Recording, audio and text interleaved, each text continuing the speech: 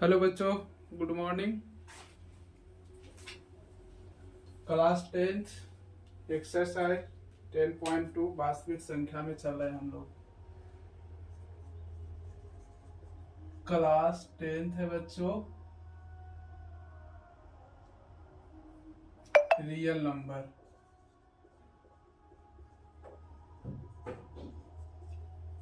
है ना। Real number का एक्सरसाइज 1.2 का कुछ सोल्व हो गया था, है ना। और 4 तक हम क्वेश्चन कराए थे 1.2 में। अब 5 में देखते हैं क्या है बच्चों।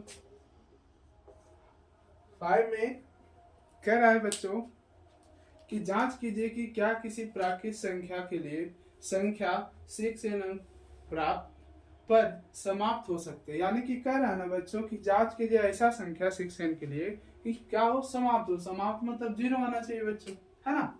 ये तो आपको पता है ना। जांच करने कह रहा है 6n सब किस संख्या पर समाप्त हो सकती है ना। 6n पर तो समाप्त हो सकती है ना। तो 6n पर क्या कह रहा है बच्चों, समाप्त हो सकती है। ठीक, समझना है इसमें सर कि हमें 0 कैसे आएगा, है ना। समाप्त 0 पे ही होगा ना बच्चों, कोई दिक्कत है। हाँ, जब किसी, है ना। अब समस्या ये है कि क्या 6n पे 6n जो है, जब कोई संख्या हो, है ना, तो उसमें 0 कब आएगा, है ना। तो ऐसी संख्या का आभाज्य संख्या, हम किसी भी संख्या हो, है ना, 0 तब आता है जब उसके आभाज्य संख्या, आभाज्य गुणनखंड संख्या क्या होते हैं बच्चों, 2 और 5 होते हैं, है ना। कोई भी संख्या हो, है ना, यानी कि किसी भी संख्या को, किसी भी संख्या के, है ना, नोट में लिख लेंगे,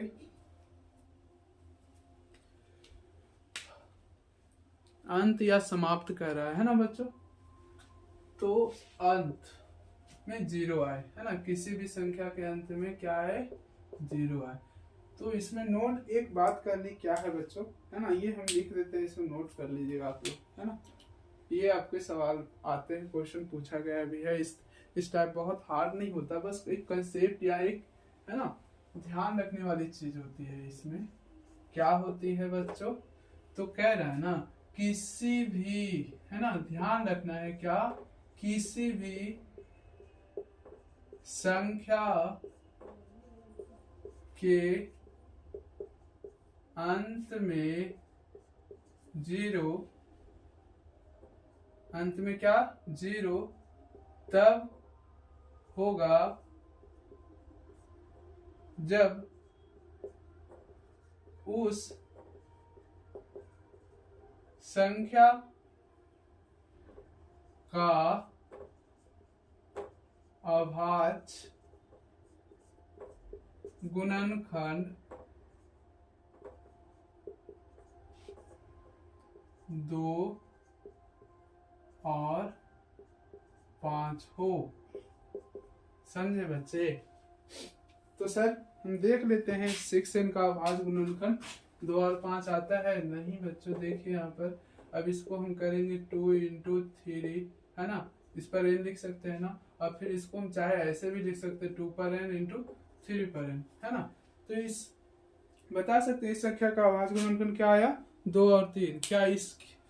क्या हम शर्त लिखे, किसी भी संख्या के अंत में 0 तब होगा जब उस संख्या का अभाज्य गुणनखंड 2 और क्या है बच्चों, 2 और 5 हो, 2 और 5 हो, 2 और 5 हो, ठीक है। किसी भी संख्या के अंत में 0 तब होता है ना, तब होगा जब अभाज्य गुणनखंड 2 और 5 हो, है ना। इसे हम 6 के अभाज्य गुणनखंड कितना आया बच्चों, 6 का अभाज्य गुणनखंड 2 और 3 है। अंक गणित के आधारभूत फंडामेंटल ऑफ थ्योरम प्रमेय से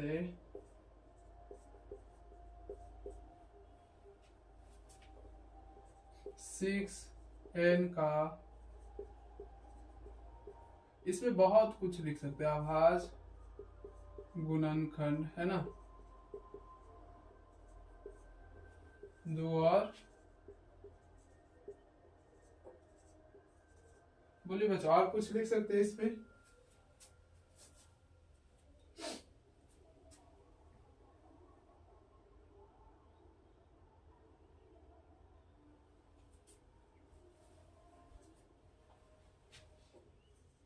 इस पे और भी लिख सकते हैं। इसके अलावा दूसरा कोई नहीं, है ना, इसके अलावा दूसरा और कोई नहीं होगा बच्चों, है ना। लिखने का और भी कुछ लिखेंगे बच्चों, लेकिन हमें अभी क्या है, एग्जाम नजदीक आ रहा है, हम क्वेश्चन अब स्टार्ट करने वाले हैं, है ना। तो आप इसको मदद मिल रहा है तो इसे पढ़िए, और इसे हम क्वेश्चन बैंक से, और फिर जितने क्वेश्चन करवाए गए, जितने क्वेश्चन आए हैं और जितने क्वेश्चन आने वाले हैं, सबको हम सॉल्व करेंगे और धीरे धीरे आगे बढ़ेंगे, है ना। अब इसको थोड़ा रफ्तार बढ़ाएंगे बच्चों, समझ में आ रहा है तो कमेंट करते चलेंगे, नहीं तो हम इसको अलग से फिर समझाते जाएंगे, ठीक है। लिख सकते हैं, आंसर में लिख सकते हैं बच्चों, और भी लिख सकते हैं इस, है ना। अतः 6n 0 पर, है ना, 0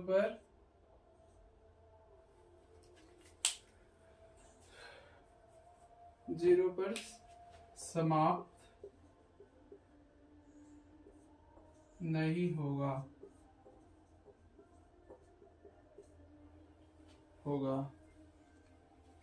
और भी होगा बहुत, आप जिसमें और भी जोड़ सकते हैं अपने मन से, है ना। इसका एक आयन 6n का 0 नहीं होगा, है ना, बहुत सारे अंक हैं। अब इसमें लिख सकते हैं 6n पर समाप्त होता है यदि 6n के अभाज्य गुणनखंड 2 के अलावा 5 भी होता हो, है ना। चलते हैं हम 6 वाले क्वेश्चन पे बच्चों, यहाँ तक स्क्रीनशॉट ले ले, है ना। 5 का क्वेश्चन हो गया 1.2 का। चलिए 6 वाले क्वेश्चन में देखते हैं क्या कह रहा है। 6 वाले क्वेश्चन में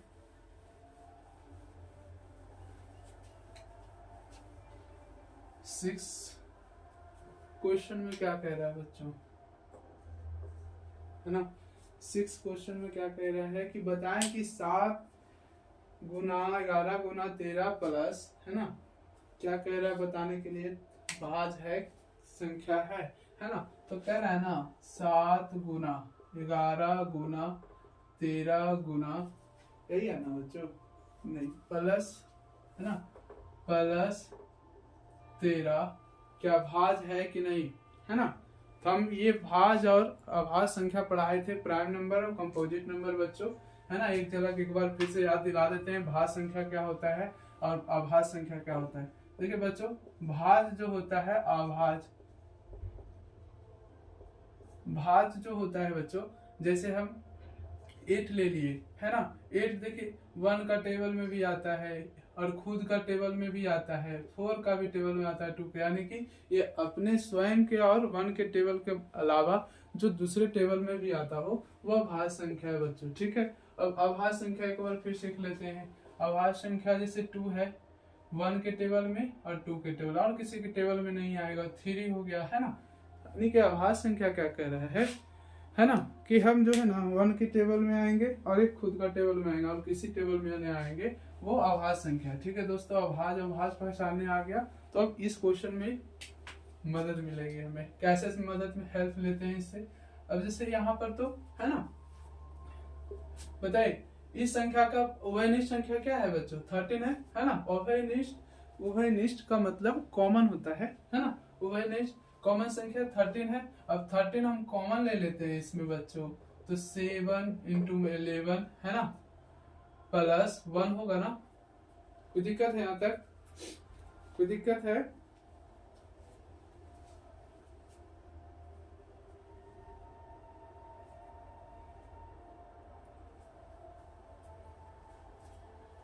कोई दिक्कत है? बताइए 13 से टेबल से कटेगा कि नहीं? कटेगा सर, है ना। तो 13 का टेबल में कटेगा, है ना। तो कितने बार में कटेगा बच्चों? 1 बार में। और भी पूरा कटेगा, है ना। तो जब कटने वाली संख्या को जब एक से अलावा दूसरे टेबल में कटते हैं बच्चों, उसे हम भाज्य संख्या कहते हैं, है ना। तो लिख सकते हैं इसको 7 गुना 11 गुना 13 प्लस 13 का, है ना, संख्या इतना का वो है निष्ठ संख्या 13 है ना। या इसमें और भी कुछ लिख सकते हैं बच्चों। अब ऐसे भी लिख सकते हैं, है ना।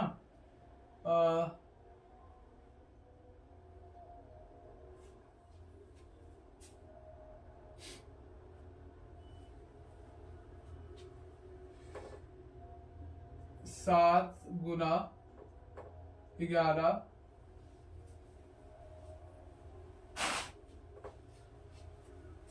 अब इसके अलावा क्या लिखेंगे बच्चों, है ना। तो दी गई संख्या 13 बाज लिख सकते हैं, बस इतना ही है ना। लिख सकते हैं, है ना। तो क्या लिखेंगे, या इसमें क्या करेंगे, 7 गुना 11 गुना ये वाला लिख लेते हैं बच्चों, है ना। और 13 दोनों क्या है, पूर्णांक संख्या है, ये भी लिख सकते हैं ना। दोनों एक पूर्णांक संख्या है। अब इसके अलावा हम क्या करेंगे, अब यहां लिख सकते हैं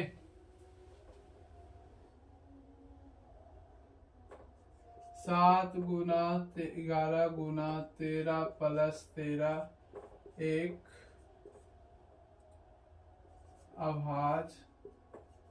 अभाज्य लिख रहे हैं जी, भाज्य संख्या, भाज्य संख्या है, ठीक है। क्या है, एक भाज्य संख्या है।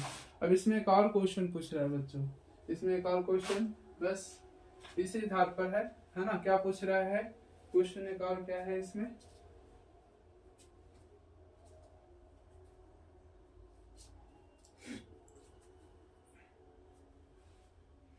है ना। इसमें और भी कुछ लिख सकते हैं, है ना। इसमें जैसे लिख सकते हैं 13, है ना।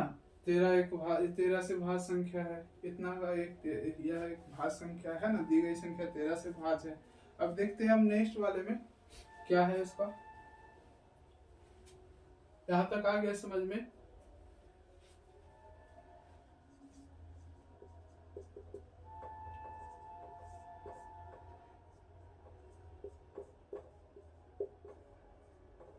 संख्या 13 से भाज्य है बच्चों, हम लिख देते हैं जितना ज्यादा। अब 2-3 भी लिख ले एग्जाम में स्टेटमेंट।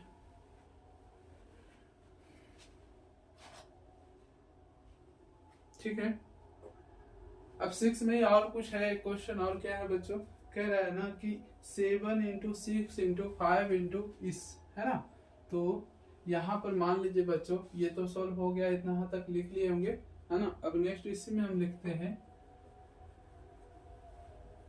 क्या है, 7 इंटू 6 इंटू, है ना, 5 into 4 into 3 into 2 into 1 plus 5, है ना।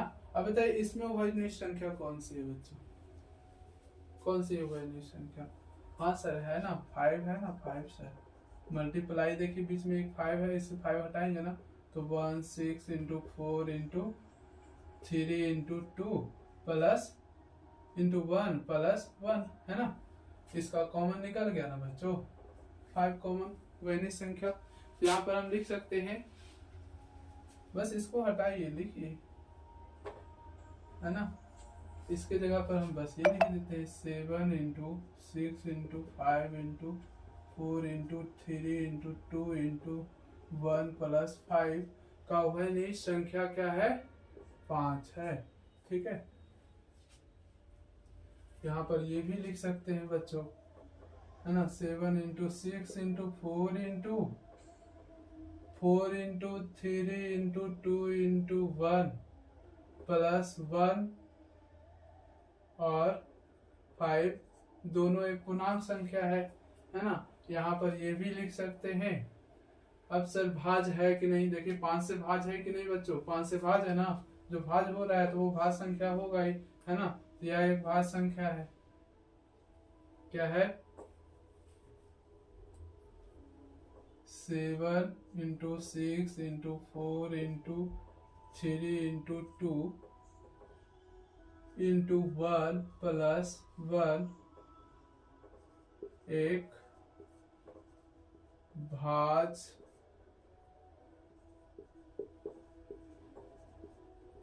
संख्या है। ठीक है बच्चों, अब इसी में हम देखेंगे क्या करना है, या ये ऐसे लिख सकते हैं ना, अतः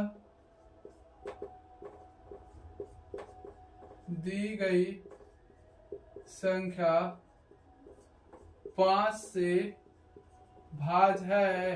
हाँ है, तो देखिए ना बच्चों, 5 से डिवाइड है ना, 5 से भाज हो रहा है ना, 13 से डिवाइड हो रहा है, 5 से भाज है। ठीक है, कोई दिक्कत है यहाँ तक, कोई दिक्कत। 6 हो गया, अब 7 देखना है। 7 भी क्वेश्चन इजी है बच्चों, ऐसे वाले क्वेश्चन को लासा निकालना होता है ना। अब देखेंगे 7 में चलते हैं, है ना, विस्तार से समझते हैं, कुछ है नहीं। फिर हम परिमेय स्टार्ट करेंगे, एक सर्कल चैप्टर स्टार्ट किए हुए हैं, है ना। 9th 10th दोनों का सर्कल चैप्टर स्टार्ट है मेरा। क्या कह रहा है बच्चों कि एक खेल के मैदान के चारों तरफ एक वृत्ताकार पथ है।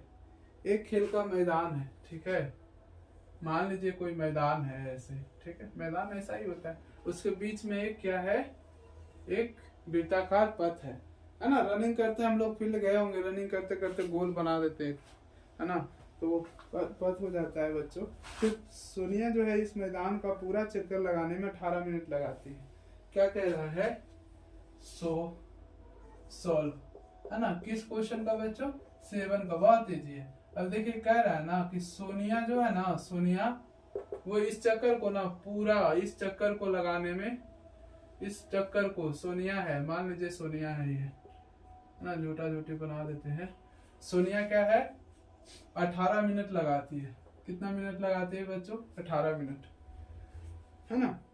मैदान को एक पूरा चक्कर लगाने में 18 मिनट का समय लगता है, जबकि रवि को इसमें 12 मिनट ही लगता है ना। रवि बहुत 4 मिनट पहले ही फास्ट दौड़ रहा है ना, लड़का है भाई, दौड़ेगा ही, है ना। रवि क्या करता है, इसको 12 मिनट में ही दौड़ जाता है। रवि जो है 12 मिनट में ही एक चक्कर लगा देता है ना। क्वेश्चन क्या कह रहा है बच्चों, इतना तक तो ठीक है। तो मान लीजिए कि दोनों एक ही स्थान से, है ना। अब मान लीजिए, है ना बच्चों, मान लीजिए क्या कह रहे हैं, मान लीजिए कि दोनों एक ही स्थान से एक ही दिशा की में चलना आरंभ करते हैं, तो कितने मिनटों के बाद पुनः प्रारंभिक स्थान पे मिल जाएंगे, है ना। तो देखिए क्या कह रहा है, क्वेश्चन कितना इजी है, ये देखिए, मान लीजिए ये लाइन है, यहाँ पर सोनिया है, यहाँ पर रवि है, ठीक है। तो दोनों रवि एक ही स्थान से और एक ही दिशा की ओर जा रहा है, ठीक है। बताने के लिए बोल रहा है कि कितने मिनट बाद वो एक ही स्थान पर फिर दोबारा मिलेंगे, है ना। तो ऐसे सवाल को हम ला से निकालते हैं बच्चों, कोई दिक्कत नहीं है ना। चलिए अब देखते हैं 18 का आवाज गुणन कर निकाल कर, तो क्या होता है आवाज 8, है ना, 9 दूनी 18, 3 तिया 9, 12 मीटर का बच्चों, तो 2 दूनी 4 तिया 12, है ना। अब बताइए इसका ऐसे घर बनाएंगे, इसका ऐसे घर बनाएंगे। अब बताइए एचसीएफ तो हमारा, हमको एचसीएफ बताइए कितना होगा बच्चों, एचसीएफ हो जाएगा 6, है ना। एचसीएफ से मतलब नहीं है ना, हमें एलसीएम निकालना है ना। तो एलसीएम कैसे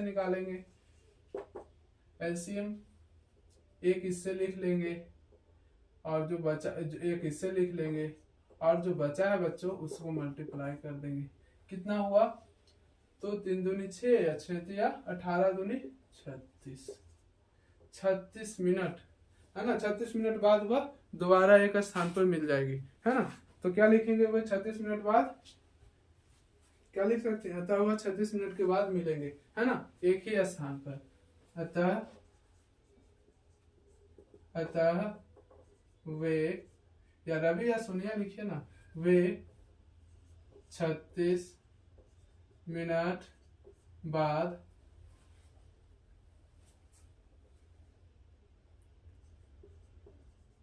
क्वेश्चन यही कह रहा है ना।